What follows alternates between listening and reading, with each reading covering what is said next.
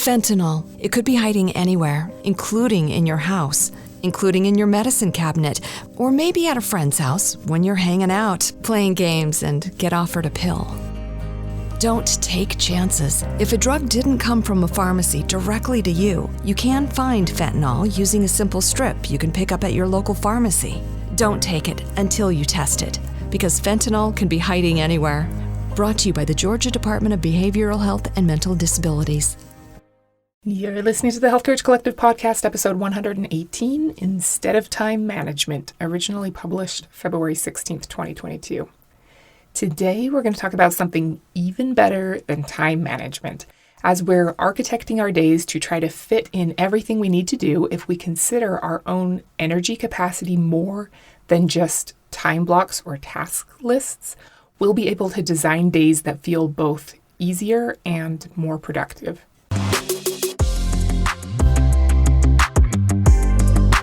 Welcome to the Health Courage Collective podcast, the show for women who are too busy to slog through hours of generalized, inapplicable, and often contradictory health information, but too smart to ignore that a few minutes of focused attention now can prevent years of suffering in the future. I'm your host, Christina Hackett, a pharmacist who doesn't want you to live on prescriptions, a certified coach specifically trained to maximize your potential, and a compulsive learner obsessed with preventative, cutting-edge, holistic, and integrative medicine. I'm on a mission to increase your physical and mental resilience so you can fearlessly look forward to your next 40-plus limitless years. Your time is now. Let's go. Hello, it's so great to be with you today. Thank you so much for listening in as you're doing whatever you're doing. Maybe it's driving or walking or cleaning. I really appreciate your time. How has your week been? Have you been thinking about your death? Has it made you happier to think about your death? Have you thought about whether maybe you're drawn to longevity ideas as a subconscious way of denying your own impending death? It's a good thing to consider. Today, we're going to talk about an alternative to time management, or maybe more like an add-on. We all have the same number of hours in a day. Not enough for most of us, right? So it seems like to quell the busyness and overwhelm, we want to get better at managing our time. Maybe. But I think you should start with managing your energy. If I put you on the spot right now and asked you to define the word energy, what would you say? I say energy is the capacity to do work. So rather than just making a task list or writing to-do items on a calendar, it makes sense to me to start with judiciously managing your capacity to do that work, giving your body and mind the energy they need to create and live your greatest life.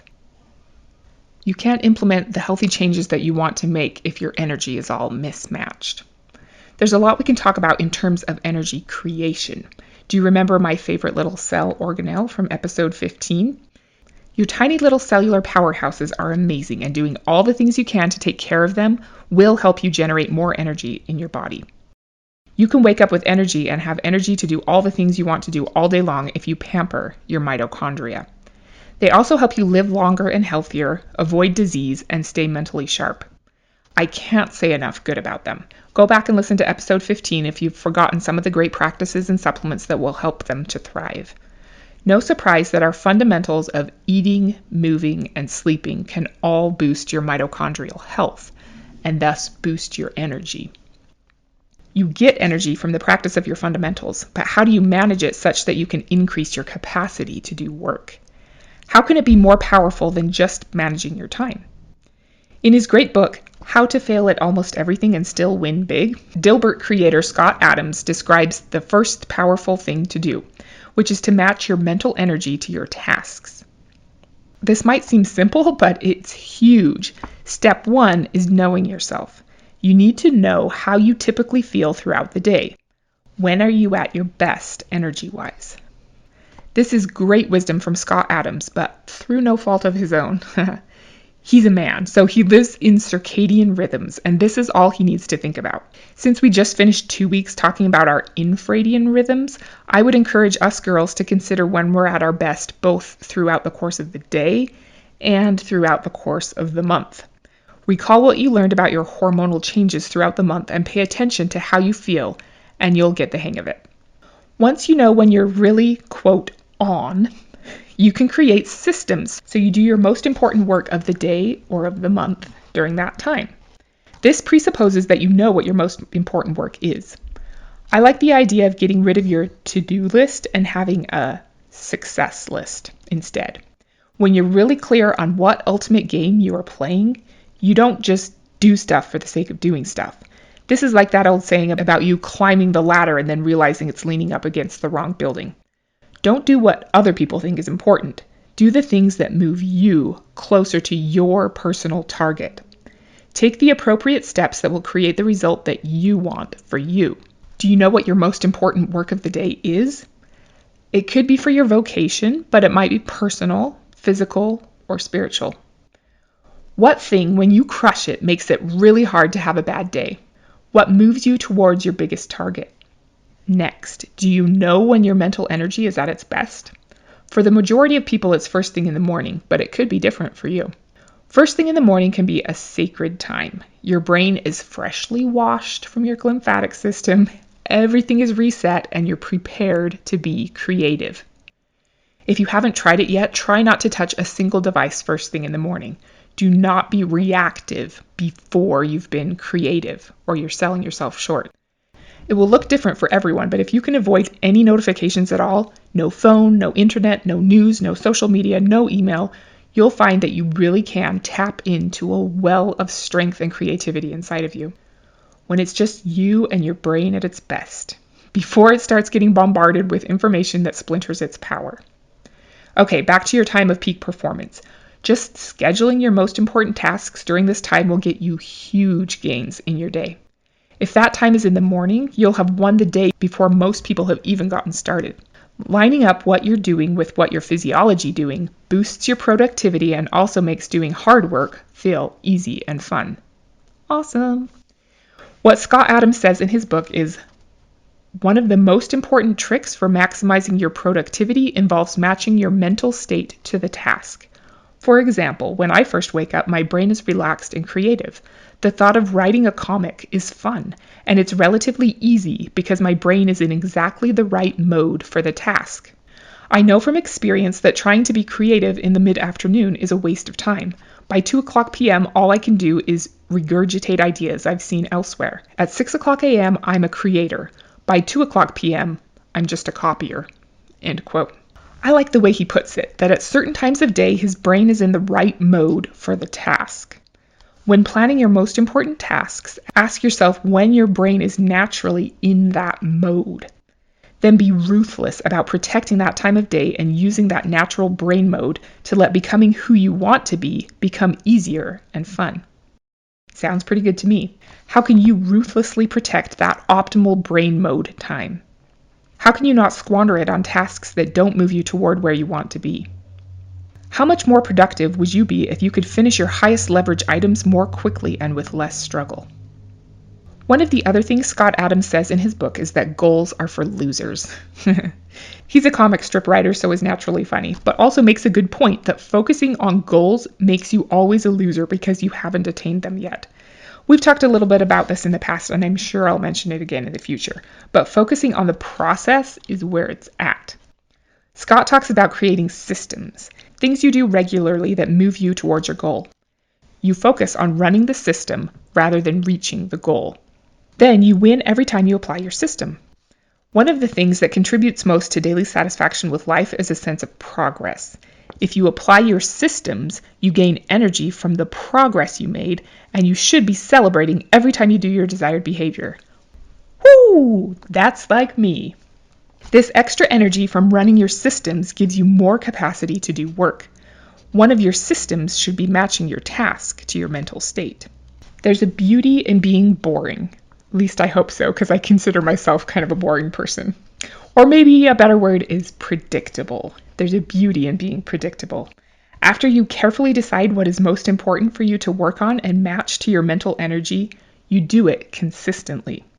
You can gain and maintain high energy by avoiding decision fatigue. You've heard before that Steve Jobs and Barack Obama and some other famous people wore the same thing every day because they wanted to save their brain juice for more important decisions. There's something to that. It works for clothes and for food. You can make your food boring. and for time management and energy management, and probably some other stuff that I haven't thought of too.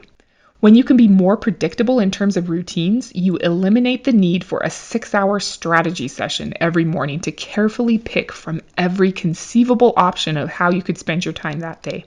You wake up already knowing what you'll be doing and that it's the best choice to get you where you're going. These routines can be daily, but can also involve weekly changes and monthly changes depending on what jives with your mental mode. You know how you sometimes hear things in passing that weren't the main point of what somebody was trying to convey, but they tattoo themselves on your brain for some reason? One of those that I heard Brian Johnson mention in passing once was deep work, teamwork, and monkey work. And I love it so much. For some reason, it makes me really happy to think of some of the things I have to do as monkey work. Not sure why. I know they're not monkeys, they're apes, but I love watching orangutans at the zoo. I've spent many hours just sitting there watching them. I think they're hilarious. So maybe it has something to do with that. This is a tangent, but in the book, The Power of Habit, author Jack Hodge talks about the power of self-mastery coming through something he calls your daily drudgery. That there's a power in doing something that you hate every day just to gain mastery over yourself. I do like that idea and the name daily drudgery, but maybe why monkey work stuck out to me so much is because I think it sounds a lot more fun to do monkey work than drudgery.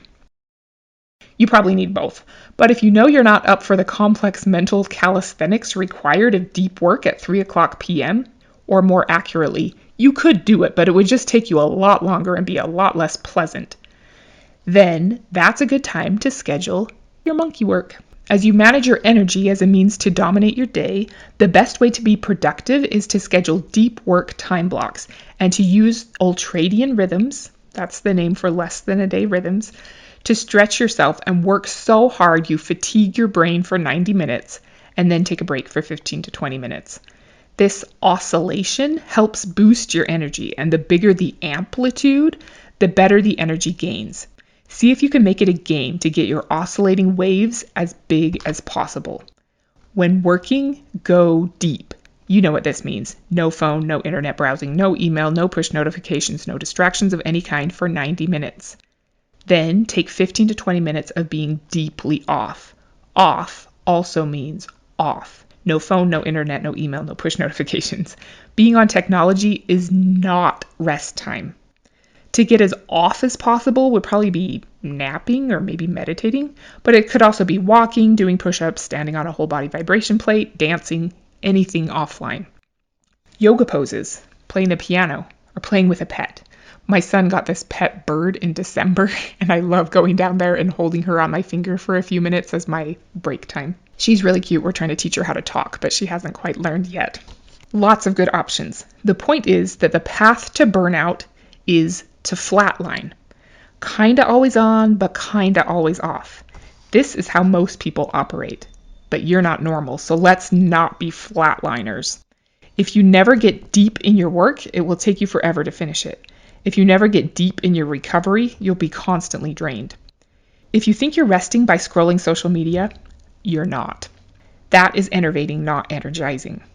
Obviously, all of this very much depends on what kind of work you do.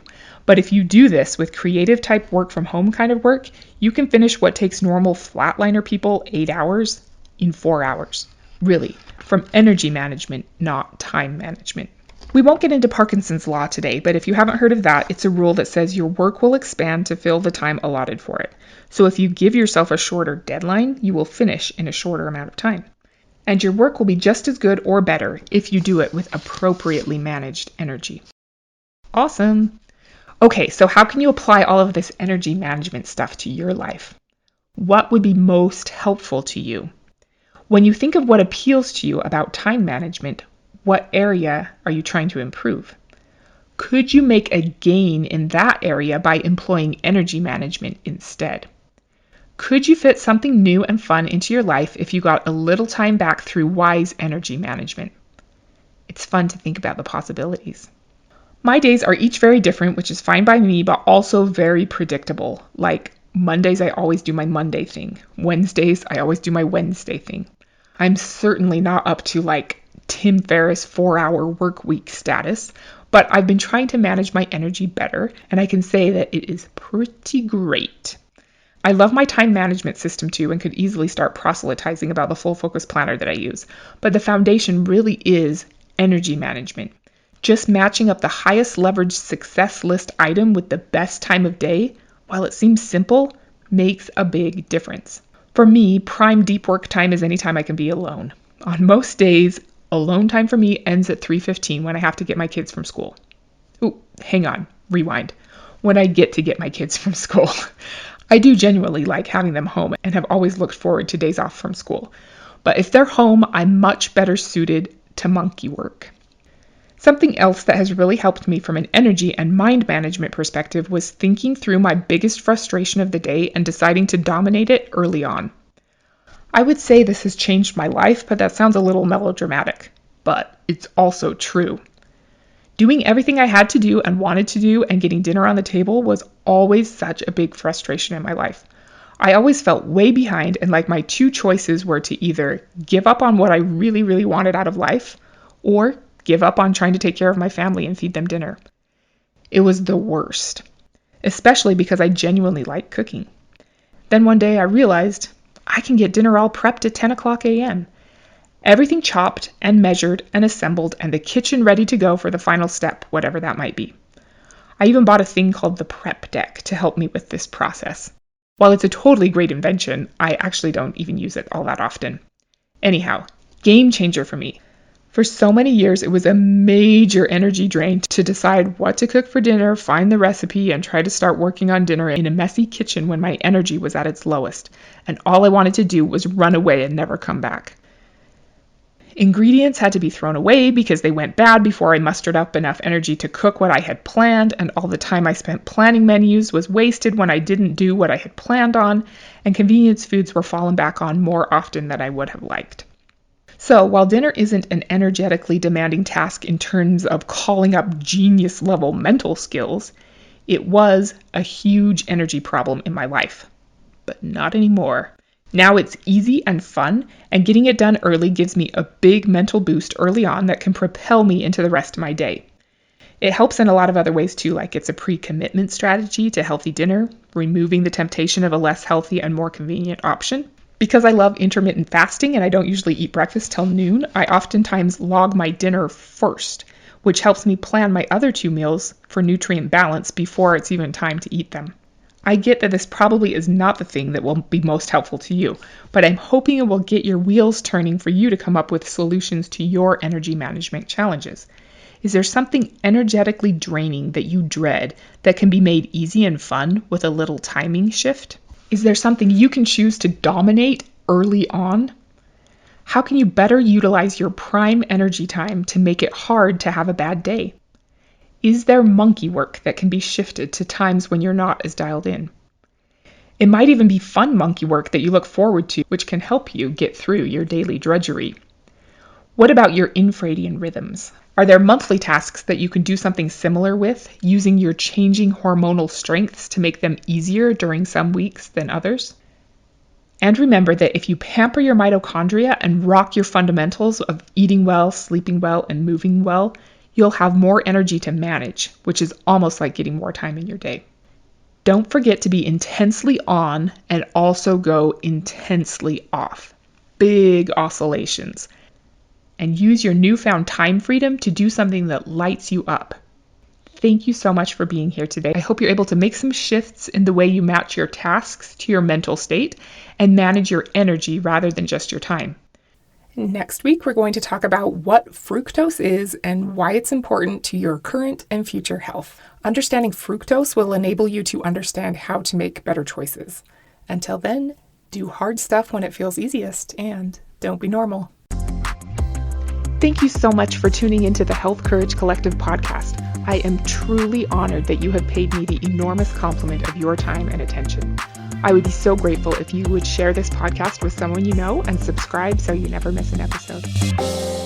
This podcast is for entertainment and information purposes only. Statements and views on this podcast are not medical advice. This podcast, including Christina Hackett and producers, disclaim responsibility for any possible adverse events by use of information contained herein. If you think you have a medical problem, consult a licensed physician. Fentanyl. It could be hiding anywhere, including in your house, including in your medicine cabinet, or maybe at a friend's house when you're hanging out, playing games, and get offered a pill. Don't take chances. If a drug didn't come from a pharmacy directly to you, you can find fentanyl using a simple strip you can pick up at your local pharmacy. Don't take it until you test it, because fentanyl can be hiding anywhere. Brought to you by the Georgia Department of Behavioral Health and Mental Disabilities.